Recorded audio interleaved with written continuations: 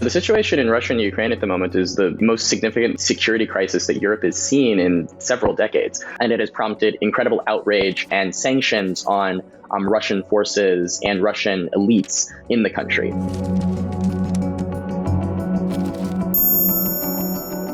So Russia has just recognized two breakaway provinces of Ukraine that they have long been supporting separatist forces in for several years now. That situation is the biggest escalation of the conflict that we've seen to date.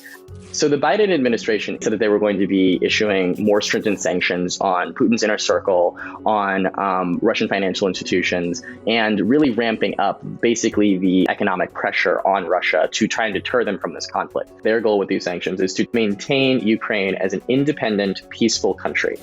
So we know that these sanctions are going to have a blowback on the United States and its European allies. And President Biden has been very upfront about that. Sanctions are often a two-way street, cutting off Russian gas, making Russian financial institutions harder to operate in the West. That is going to have very, very severe repercussions for Russia.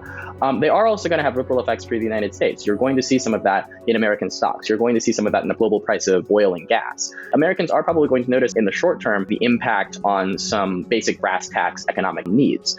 The Biden administration is saying that to preserve a democratic, open society, such as Ukraine, and to make an example of that for around the world, though, that needs to be a price that free countries like the United States need to be willing to make when, for instance, more Russian troops really do start rolling into the rest of these provinces and start engaging with the Ukrainian government. That's when you're going to see a complete shutdown of Western institutions from working with Russian institutions. That's going to be a situation that's going to be almost a bifurcation of the global economy again in a Cold War-like way. It's just been a principle for international politics since the end of the World War that you just don't invade other countries. We've seen over the past several decades that when countries do that, it does hurt economies all around the world. The United States is trying to stop that in this situation, and that is going to have economic ramifications.